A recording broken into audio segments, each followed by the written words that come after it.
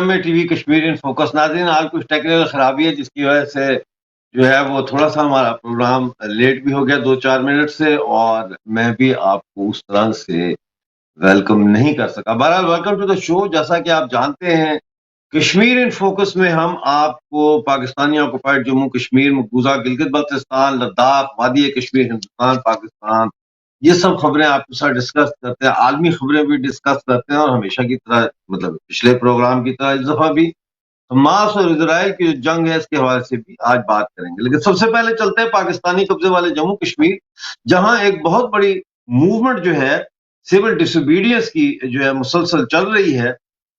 5 अक्टूबर को पहिया जाम हड़ताल हुई थी। ये पहिया जाम हड़ताल जो है 1 महीने में होने वाली दूसरी बड़ी हड़ताल थी। इसके बाद फिर 10 अक्टूबर को औरतों ने पूरे पीओजेके में जुलूस निकाले और मुजाहरे किए। 17 अक्टूबर को दोबारा ये जुलूस और मुजाहरे निकाले गए।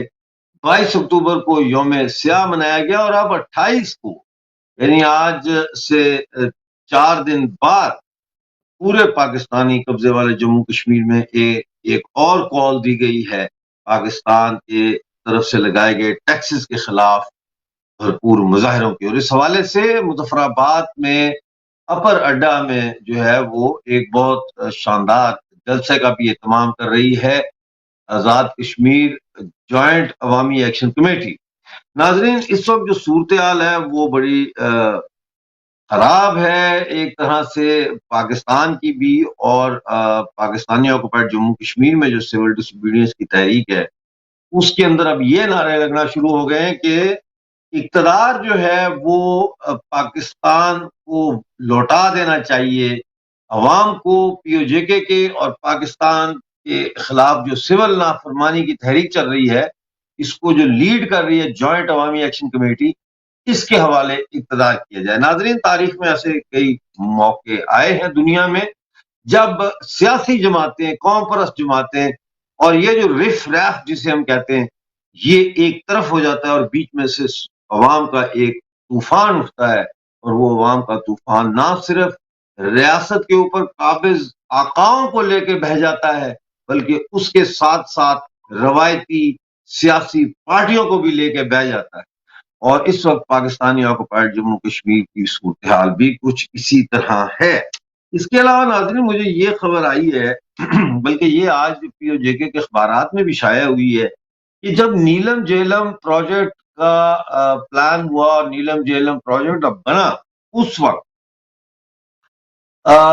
9 अरब रुपए दिए गए थे पाकिस्तान की जो बिजली कंपनी है वापडा की तरफ से। यानी आज ये बात पता चल रही है कि उस वक्त की आज़ाद कश्मीर हुकूमत, जो कि मुस्लिम लीग नून के जो है वो हुकूमत थी, राजा फारूक हैदर साहब की गालबन, उन्होंने दरियाए नीलम का रुख मोड़ने के लिए पाकिस्तान के लिए 9 अरब रुपए में हमारा दरिया पाकिस्तान को बेचा। ना 9 अरब रुपए तय यह हुआ था कि उस 9 अरब रुपए के साथ जो है वो मुजफ्फराबाद में और जिले में 5 ऐसे वाटर रिजर्वायर्स बनाए जाएंगे जो उस इलाके के टेम्परेचर का जो तब्दीली है दरिया का रुख मोड़ने की वजह से, उसको वो क्या कहते हैं, बराबर करेंगे, यानी कि उसको रिकूप करेंगे। और एनवायरमेंट के ऊपर जो दरिया का रुख बदलने से नुकसानात हो रहे हैं उसको भी वो किसी तरह से किसी हद तक जो है वो रिकवर करने में कामयाब हो गए। लेकिन आज ये पता चल रहा है कि वो जो 9 अरब रुपया 5 झीलों के लिए दिया गया था वापडा की तरफ से उस वक्त की आजाद कश्मीर हुकूमत को, वो उसका ना तो ये कि उस 9 अरब का कहीं कोई सुराग नहीं है, बल्कि वो झीलों का भी कुछ पता नहीं है कि वो कहां बनी है। तो अब ये एस्टीमेट लगाया गया है कि अगर आज वो झीलें अब बनाई जाए 5, तो उसका जो एस्टीमेट है वो 20 बिलियन रुपीस बनता है। तो पहले तो ये पता किया जाए कि ये 9 अरब रुपए गए कहाँ, और ये सवाल तो पूछना चाहिए उस वक्त के पीओजेके के प्राइम मिनिस्टर राजा फारूक हैदर से कि भाई वो पैसे का उन्होंने क्या किया, किधर गए वो पैसे। दूसरा नाज़रीन, मैं आपको ये बताऊं कि हमारे यहाँ ना बिजली का बड़ा बुहरान है, और बिजली का बुहरान जो है वो पाकिस्तान हल नहीं कर सकता। तो अब गिद्धे जो बाहर बैठी हुई है ना, इंटरनेशनल इंपीरियलिस्ट मोनोपलीज, वो अब गिलगित बल्तिस्तान के अंदर दाखिल होने की कोशिश कर रही हैं। और इसी वाले से नॉर्वे जो है उसने ये कहा है कि नॉर्वे पाकिस्तानी कब्जे वाले गिलगित बल्तिस्तान में नाजरीन वो हाइड्रो पावर प्रोजेक्ट्स और सोलर एनर्जी के प्लांट्स लगाना चाहता है। और उन्होंने ये कहा है कि हमें इजाजत दी जाए ताकि हम वहां पे आके जो है वो गुलामों का खून चूसें। पाकिस्तान तो चूस रहा है बंदाजे दिगर, अब ये भी आ रहे हैं चूसने के लिए।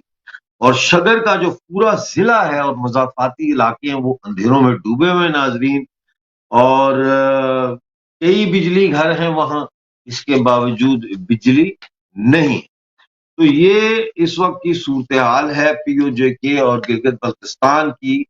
और इस पर थोड़ी सी बात करेंगे और उसके बाद बात करेंगे कि क्या वजह है कि 7 अक्टूबर से आज 24 अक्टूबर हो गई है और इजराइल अभी तक जमीनी हमला शुरू नहीं कर पा रहा।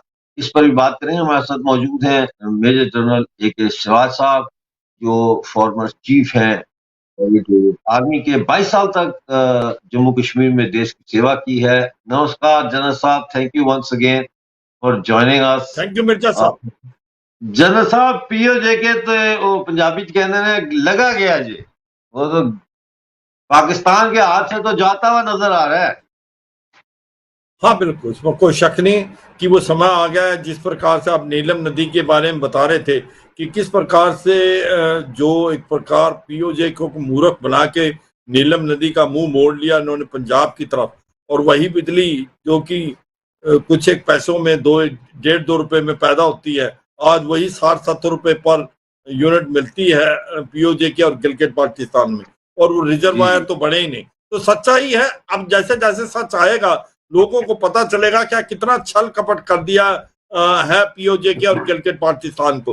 देखो, पाकिस्तान का कभी भी मन नहीं था कि इसको एक प्रकार आप ट्रीट इक्वल करें। उन्होंने हरदम इनको सेकंड क्लास सिटीजन माना है, इन्होंने कभी नहीं माना कि ये हमारे बराबर के, और यही अब इनको महसूस होने लगा है। और इसीलिए ही ये जो लोग सड़कों पे आए हैं, ये किसी के कहने पे थोड़ी आए, ये तो इसलिए आए हैं कि उनकी ट्रीटमेंट क्या हो रही है। ना पे मिली, ना पेंशन मिली, ना बिजली, ना पानी, ना खाने को। 300 से 400 रुपए केजी आटा। और गिलगित बाल्टिस्तान में लोग तो शियाज हैं, वो तो कहते हैं कि यहाँ पर डेमोग्राफिक पैटर्न चेंज कर दिया। सुन्नी जो एक्स सर्विसमैन को बसाया है, वो कहते हैं कि आप स्कार्दू से कारगिल वाली रोड खोलो। तो ये सच्चाई है मिर्जा साहब। बिल्कुल सही कह रहे हैं जनरल साहब। और आप ये देखें ना आटा है, ना पानी है, ना बिजली है, ना जॉब है। रिश्ता भी कोई नहीं देता आप किसी को वहां, क्योंकि वो पूछे मुंडा करता की है, कहते मुंडा दुबई जान की तैयारी कर रहा है, समझे ना। वो कहते थे फिर जब दुबई पहुंच जाएगा तो बता देना। वो कहते हैं मंगनी तो कर दो। वो कहते हैं नहीं, हमारे पास एक लड़के का रिश्ता आया हुआ है जो इस वक्त एयरपोर्ट पर मौजूद है, हम उसके साथ मंगनी कर देते हैं, इधर जब वीजा नहीं लगा। तो यहां तक हालात इतने खराब हैं। और नजर यही आ रहा है कि पाकिस्तानी कब्जे वाला जम्मू कश्मीर जो है वो अब पाकिस्तान के कंट्रोल में नहीं रहा। जनरल साहब, 7 अक्टूबर को हमला हुआ हमास का, जिसमें उन्होंने तौबा करनी चाहिए। जो मैंने जिंदगी में ना सुना ना देखा इस तरह का जुल्म जो हमास वालों ने इजराइल में जाकर किया। अब उसके जवाब में जो कुछ इजराइल कर रहा है वो भी मेरा ख्याल है कि लिटिल बिट ओटीटी है, थोड़ा ओवर द टॉप कर रहा है। इसको रुकना चाहिए। ये हमास तो सुरंगों में घुस जाती है, बेचारे अवाम मर रहे हैं। लेकिन क्या वजह है कि 7 अक्टूबर से लेके ये टाइम आ गया है और इजराइल जो है वो उसमें हिम्मत नहीं पड़ रही कि वो ग्राउंड इन्वेजन शुरू करे अपनी। हाँ देखो, कुछ एक ऐसी बातें हैं मिर्जा साहब जो हुई है, इसमें कोई शक नहीं। जो 7 अक्टूबर को हुआ था उसको पहली बात तो होना नहीं चाहिए, तो एक बड़ा सरप्राइज हुआ। इजराइल के साथ ऐसा होना किसी ने सपनों में नहीं सोचा था कि मसूद जैसी इंटेलिजेंस एजेंसी फेल होगी। और वाकई बहुत ज्यादा नुकसान हुआ था इजराइल को। 250 से ज्यादा उसके हॉस्टेजेस बना के ले गए, 1500 से ज्यादा लोगों को मारा, औरतों को रेप किया, बच्चों का सिर काट दिया। तो ये सच्चाई है। हमास जो है एक टेररिस्ट ऑर्गेनाइजेशन है, और टेररिस्ट ऑर्गेनाइजेशन के लिए इस वर्ल्ड के अंदर कोई जगह नहीं, इसमें कोई शक नहीं। हमास पैलेस्टाइन का रिप्रेजेंटेशन नहीं है। ये हमें समझना चाहिए कि जो लोग समझते हैं कि पैलेस्टाइन की जो वफादारी करता है हमास, ये बिल्कुल गलत है, क्योंकि हमास एक टेररिस्ट ऑर्गेनाइजेशन है और इसीलिए उसने ये कार्रवाई की। मैं कहता हूं पैलेस्टाइन की जो कॉज के अगेंस्ट लड़ रहा है ये, क्योंकि जिस प्रकार से वो टेररिज्म करेगा तो पैलेस्टाइन के जो सिविलियंस हैं उनको नुकसान हो। देखो अभी सच्चाई ये है कि जो आपने बोला कि अभी तक इजराइल ने ग्राउंड अटैक क्यों नहीं किया। देखो इसमें कोई शक नहीं कि इजराइल नहीं चाहता कि पैलेस्टाइन की कैजुअलिटी हो, इसीलिए वो बार बार कह रहा है नॉर्थ गाजा पट्टी से लोग साउथ गाजा में चले जाएं, मगर हमास उनको जाने नहीं दे रहा, उनको ह्यूमन शील्ड बनाना चाहता है। और जहां पर भी उसके हेडक्वार्टर हैं वो सिविल पॉपुलेशन एरिया में। तो ये सच्चाई है कि जो हमास उनको एक प्रकार से जो ये कह सकते हो एक फोर्सिबली रखे हुआ है। अब हो क्या रहा है कि इजराइल अब क्यों नहीं जा रहा, तीन बातें हैं। एक तो कहीं ना कहीं जो हॉस्टेजेस हैं उनके कारण नहीं जा रहा, उसको पता है कि अगर अभी जाएगा तो ये हमास हॉस्टेजेस को मारना स्टार्ट कर देगा और इजराइल बैक फुट पे आ जाएगा अगर हॉस्टेजेस को मारना किया। दूसरा है ये जो पैलेस्टाइन के लोग अभी तक वहां से गए नहीं है, ये कैजुअलिटी कोलेटरल डैमेज होता है तो बहुत बड़ा नुकसान हो सकता है और वर्ल्ड की ओपिनियन बिल्कुल चेंज हो जाएगी, जो धीरे धीरे चेंज भी हो रही है। और तीसरा है कि जब तक रेजिस्टेंस कम नहीं होता हमास का, तो हमास के अंदर तो घुसना आसान है गाजा पट्टी में, मगर वहां पर जीतना बड़ा मुश्किल है, वहां पर टनल डिफेंस है। इसीलिए अब इजराइल का मन है कि इतना फायर करो, इतना रेजिस्टेंस तोड़ो कि जब से पहले वो जाएं तब तक हमास बिल्कुल कमजोर हो गया हो और हमास हाथ ऊपर खड़े कर दे, और इससे पहले कि कहीं ना कहीं हॉस्टेजेस को छुड़ाया जाए या एक प्रकार से निगोशिएशन की जाए। अब ये आगे क्या होगा ये तो समय बताएगा, मगर इसीलिए इजराइल जल्दबाजी नहीं कर रहा अंदर घुसने की, क्योंकि अंदर घुसने से नुकसान इजराइल को ज्यादा होगा, क्योंकि बहुत ज्यादा कैजुअलिटी इजराइल की भी हो सकती है। अब जो हुआ क्या, इजराइल क्या कर रहा है, एक इजराइल मल्टी प्रॉन्ग स्ट्रेटेजी कर रहा है। अपना जो स्पेशल फोर्सेज है वो उसने अंदर डाल दिए हैं, जो कि अब इनके हेडक्वार्टर और जो इनके एक प्रकार से लीडरशिप है हमास की उसको टारगेट करेंगे, क्योंकि वो उस इलाकों में है जहां पर सिविलियन एरिया है, उसका इस्तेमाल करें। दूसरा ये एयर स्ट्राइक कर रहे हैं, रॉकेट मिसाइल फायर कर रहे हैं, रेजिस्टेंस कम करें। और तीसरा वो ये कर रहे हैं कि फ्यूल नहीं आए, फूड फ्यूल और वाटर की कमी है। अब इसका नेगेटिव इम्पैक्ट भी है, मैं ये मानता हूं। जो बार बार लोग कह रहे हैं कि इसका क्या है कि हमास तो एक टेररिस्ट ऑर्गेनाइजेशन है, इसका जो सबसे ज्यादा इम्पैक्ट हो रहा है वो पैलेस्टाइन की पॉपुलेशन पर है, इसमें कोई शक नहीं। इसीलिए ह्यूमैनिटेरियन असिस्टेंस जो रफा बॉर्डर से है खुली हुई है, भारत ने कम से कम 90 टन का करीब सामान भेजा है, भारत भी कह रहा है कि भेजना चाहिए। पर इसकी प्रॉब्लम क्या है कि जो ये एड आ रही है वो कौन यकीन करेगा कि ये एड जो है सिविलियंस के पास पहुंचे, ना कि हमास के पास, क्योंकि हमास हो सकता है इसका इस्तेमाल करे। हमास बार बार प्रेशर डाला कि फ्यूल की कमी है, फ्यूल की कमी है। वो इसलिए क्योंकि उसको फ्यूल चाहिए उसके जनरेटरों में, उसके रडार्स में, उसके रॉकेट्स में, मिसाइल में, तो इसलिए ये बार बार वो फ्यूल की बात करता है, मगर इजराइल उसको दे नहीं रहा। तो ये सच्चाई है, ये लड़ाई में नुकसान तो ज्यादातर लोगों का सिविलियंस का ही हुआ है, चाहे वो इजराइल से है चाहे पैलेस्टाइन की। ये लड़ाई लंबी खिंचेगी और इस लड़ाई के अंदर मुझे अभी ऐसा नहीं लगता कि और कोई देश आएगा।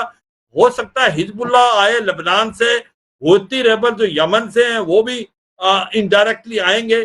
जो ईरान है वो डायरेक्टली नहीं आएगा, क्योंकि अमेरिका ने अपने 2 एयरक्राफ्ट कैरियर ग्रुप जो कि है 28 शिप्स हैं, फ्रिगेट्स हैं, 1,500 से 2,000 के करीब उसके सैनिक हैं, वो वहां पर बेड़ा लगा दिया है। तो ईरान की हिम्मत नहीं पड़ेगी।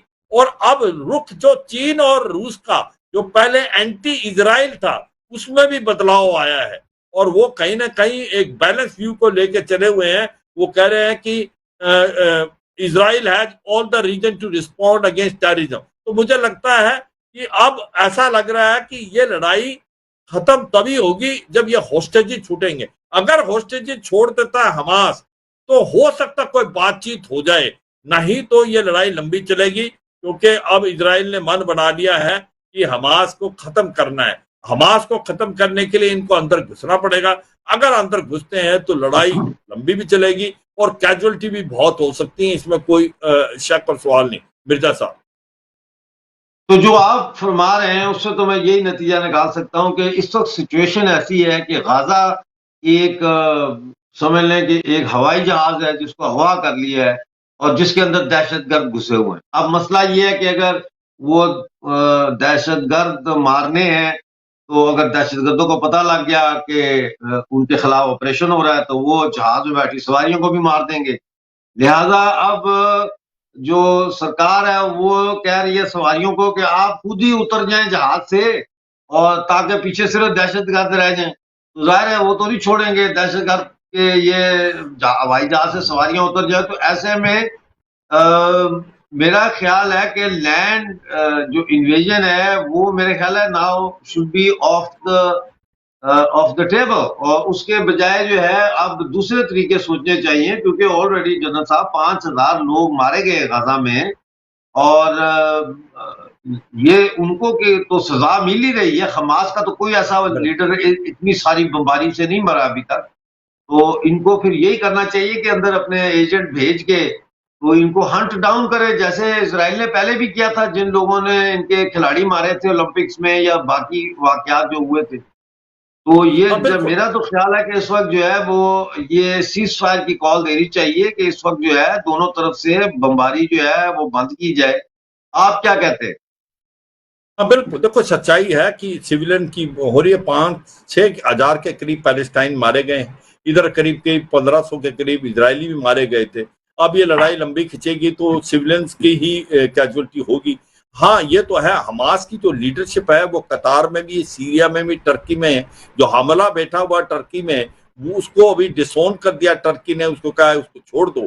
पर मुझे लगता नहीं कि इजराइल इनको छोड़ेगा, इनको 1 by 1 मारेगा। पर मुझे ये लग रहा है होप अगर कुछ होस्टेजेस पे बातचीत होगी तो ग्राउंड इन्वेजन